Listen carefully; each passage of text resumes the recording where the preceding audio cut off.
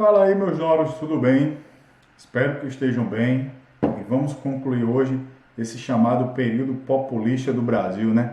Dessa relação em que os presidentes criaram com as massas urbanas, que é conhecido como populismo. E nesse período, a gente já estudou o governo de Dutra, o segundo governo Vargas, o governo de Juscelino Kubitschek, JK, o governo de Jânio Quadros, que durou apenas 7 meses, e o cara vai renunciar, dizendo que forças terríveis não o deixam governar. E a pergunta que não quer calar, né? Pô, se o presidente renuncia, quem deve assumir no seu lugar, professor? Aí eu tenho que abrir a lei e ler lá que, de acordo com a lei, é a Constituição do Brasil, quem deve assumir é o vice, certo? Se não houver nenhum impedimento. Como não o tinha, João Goulart, esse cara que vocês estão vendo na foto aí, beleza? Deveria assumir como vice-presidente, pois tinha sido eleito para tal, certo? Nem tanto. Como assim, professor? Nem tanto. Ah, meus jovens, porque vocês sabem que no Brasil as coisas não funcionam desse jeito, né? João Goulart, vamos falar um pouquinho dessa criatura. Tinha sido ministro do Trabalho de Vargas, tinha sido vice-presidente durante o governo de Juscelino, vice-presidente eleito também no governo de Jânio Quadros e era fortemente ligado às classes trabalhadoras, aos sindicatos. E por isso mesmo ele tinha, digamos assim, uma oposição de alguns setores da sociedade, principalmente grupos políticos mais conservadores, como a UDN, União Democrata Nacional, que tinha como seu maior líder Carlos Lacerda, e a cúpula das Forças Armadas. E esses grupos armaram toda uma estratégia para impedir a posse de João Goulart. Pô, professor, por que impedir a posse do cara? Pô, alegavam que João Goulart era comunista, ligado aos trabalhadores, ligado a sindicatos, ligado ao marxismo, ligado à União Soviética, ligado ao comunismo internacional. Era verdade, professor? Em partes. Ele sim tinha seus traços de trabalhista, ligado às classes operárias, mas abertamente comunista João Goulart não era. E aí, esses setores dizem que João Goulart não pode assumir. Diante dessa situação, diante desse impasse, João Goulart, que estava em viagem diplomática à China, ele não volta ao Brasil imediatamente antes que a situação, entre aspas, seja normalizada. E quem vai ser a principal bandeira de luta para a posse de João Goulart vai ser o seu cunhado, justamente esse aqui da foto, o Leonel Brizola. Brizola vai criar a chamada Rede da Legalidade, certo? Ou Movimento da Legalidade, como está aqui no slide, certo? Que dizia o seguinte: de acordo com a lei, de acordo com a questão legal, João Goulart deve assumir a presidência da República. E aí no Brasil, tenta-se sempre um acordo político para satisfazer ambos os setores em disputa. E Tancredo Neves, ele vai propor uma solução negociada entre a vontade do presidente de assumir e a vontade da oposição, Forças Armadas e ala conservadora, dele não assumir. E aí no Brasil vai ser instalado a questão do parlamentarismo. Eita, agora buguei, professor. O cérebro agora não deu certo. Calma, vamos lá. Parlamentarismo, certo?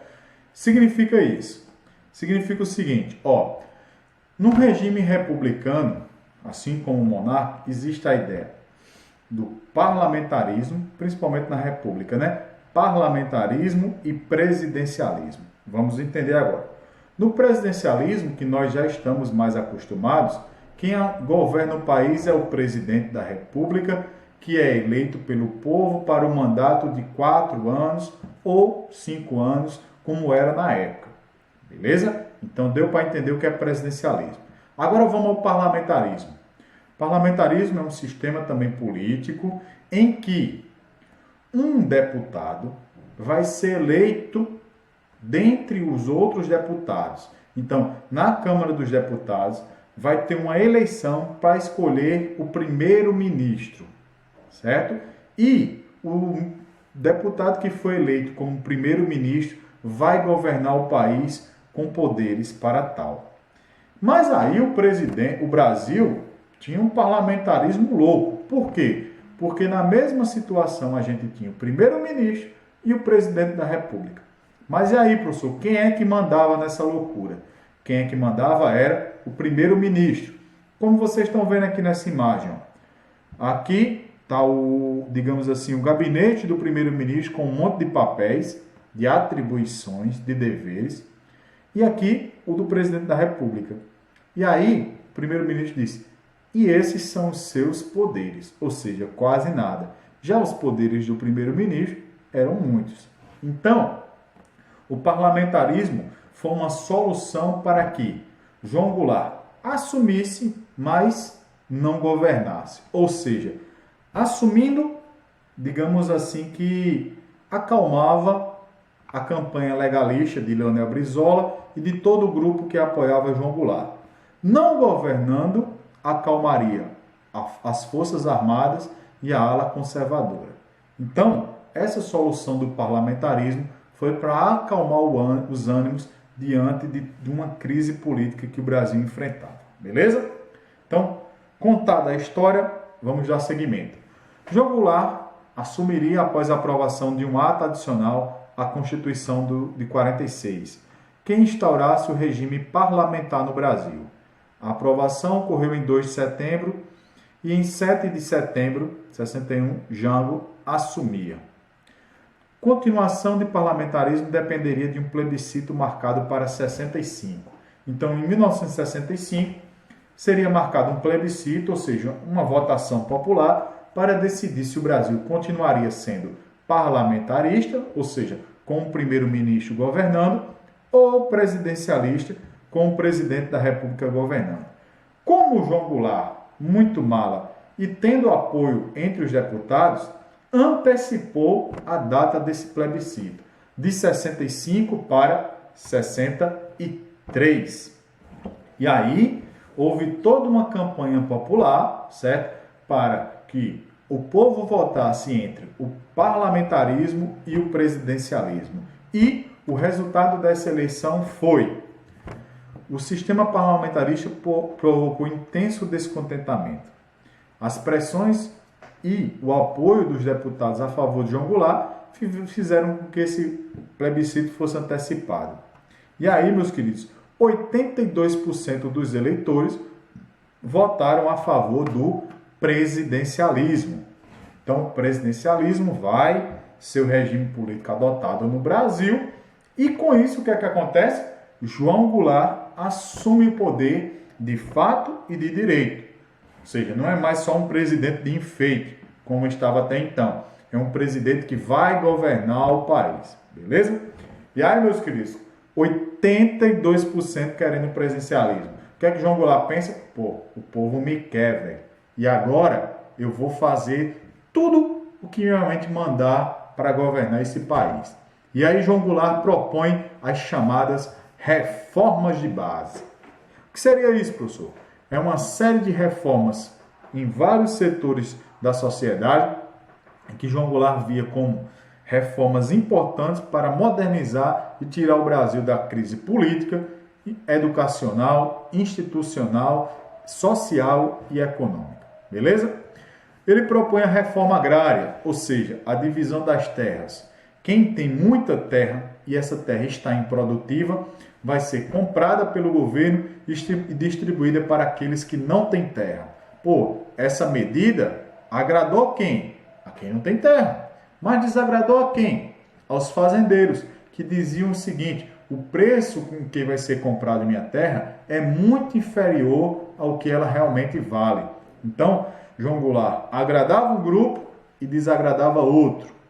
A reforma tributária, reforma financeira, administrativa, a chamada reforma educacional, foi a primeira vez que no Brasil foi colocada em prática a tentativa de instituir a Lei de Diretrizes e Bases da Educação, ou seja, uma lei para gerir toda a educação nacional.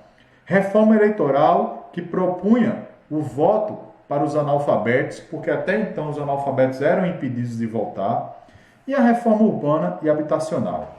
Só que, diante da situação do país, olha o que o primeiro-ministro fala. Pega leve, presidente. E aí vem esse anjo aqui, não só anjo, mas diabo também, ó. E diz o seguinte: e desde quando o povo conta neste país? Quem é esse anjo? Getúlio Vargas, porque ele sabia manusear o povo, mas também sabia principalmente agradar as grandes elites.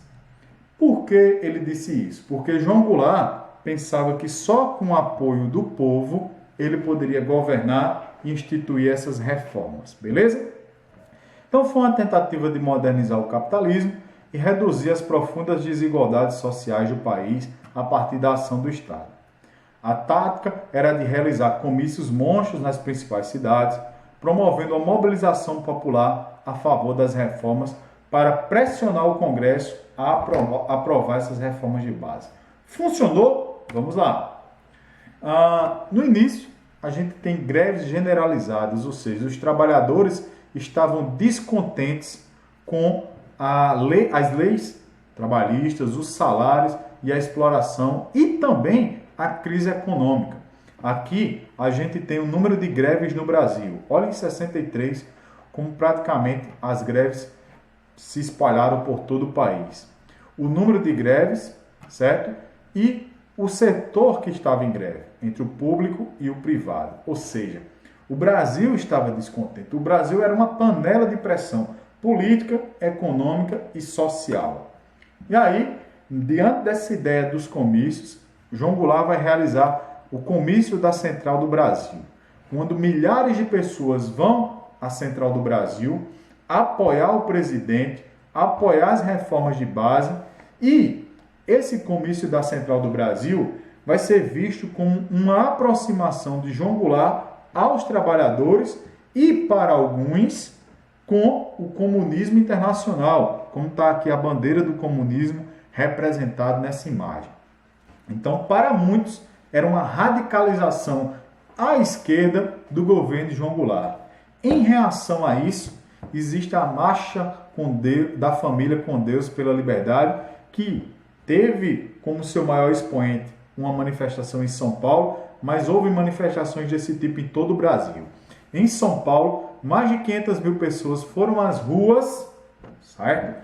Pedir a saída do presidente e pedir também que não fosse instalado o comunismo no Brasil, porque era isso que eles estavam vendo, na visão deles, que o Brasil estava caminhando para se tornar um país comunista. Está até aqui uma faixa, verde e amarelo, sem foice nem martelo. Pô, parece até que a gente está em 2020, né? A gente está falando aqui em 1963, 1964, mas parece que a gente está em 2020, onde se fala que ainda quer se instalar um comunismo no país, né? Pô, loucura, velho. Vamos lá. Então, em 31 de 3 de 64, é dado um golpe militar, ou seja, os militares pegam em armas, marcham até o Rio de Janeiro e derrubam o presidente da República, tá certo? À força. É o chamado golpe militar de 1964. Só que, porque hoje em dia não se fala mais simplesmente golpe militar, mas golpe civil-militar.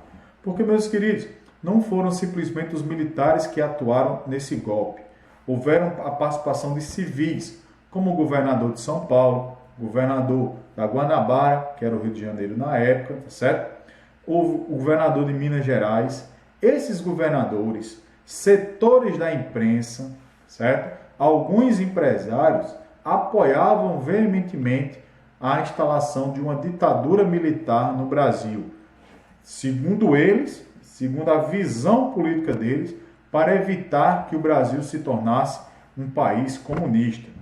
A desculpa do golpe foi que o Brasil corria sérios riscos, assim como a família cristã e a democracia. Ou seja, a justificativa foi que era para salvar o país do comunismo.